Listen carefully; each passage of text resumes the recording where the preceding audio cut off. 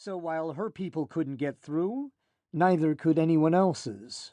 The lakeshore bridge was different, though. She'd protested passionately to Millard about destroying it along with the rest, but Momar had already dug his claws in, and he had made some sort of deal. Millard let him not only keep the bridge, but 50% of the tolls. In exchange for what? Millard was guarded about the specifics. She'd done everything she could think of to worm it out of him. She'd put on her slinkiest black strapless, gotten him slobbering drunk, done things with her mouth that would make most men cry.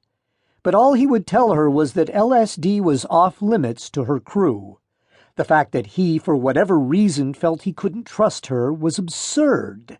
It was insulting. That he had stripped her of a bridge that was rightfully hers was enraging enough. His blunt dismissal of her was salt in the wound.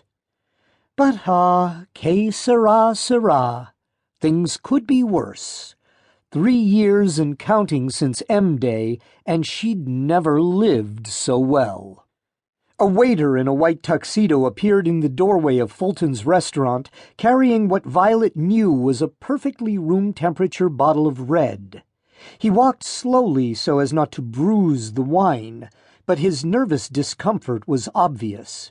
Sweat shone high on his brow despite the chilly temperatures. Since M-Day, the yellow cloud blocked most of the sun's heat. Even in the dead of summer, the temperature rarely rose above 60. In this world, sweating was for the belabored. He approached the bridge and was allowed passage by Holly, the hostess on duty. He crossed to the center of the bridge and presented the bottle to Violet. 2005 Harlan Estate, the Maiden, ma'am. Violet smirked behind her sunglasses. It wasn't really bright enough to justify sunglasses. It never was anymore. But these were $4,000 Moss Lippo round-cut frames, and she looked like a goddess. Taking me on a cult tour this afternoon? Yes, ma'am, the waiter said, keeping his eyes low as he began working the cork. How fun, she purred. The waiter, she'd forgotten his name, they all looked the same, pulled the cork and held it out for her to examine.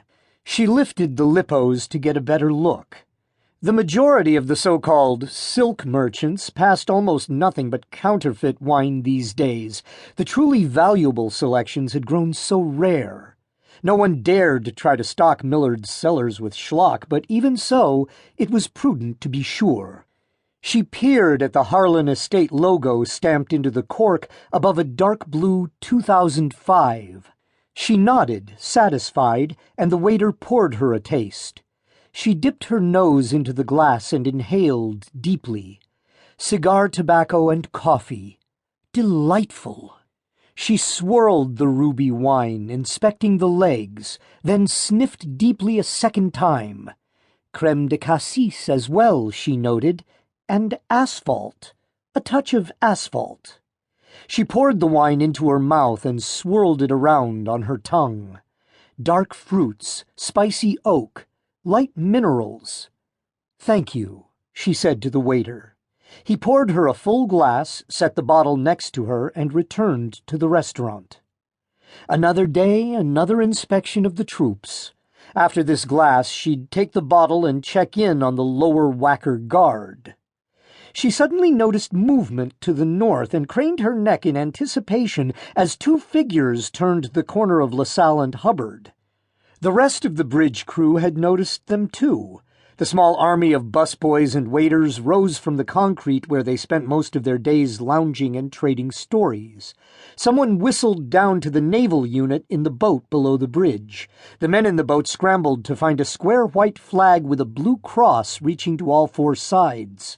They waved it high above their heads, the rippling flag well below the field of vision of the 2 figures standing 2 blocks away at street level, but perfectly visible to the gunman in the 3rd-story window of the old Britannica building.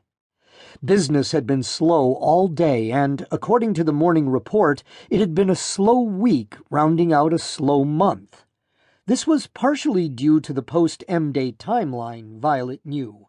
Survivors were dying every day, and she personally didn't know anyone attempting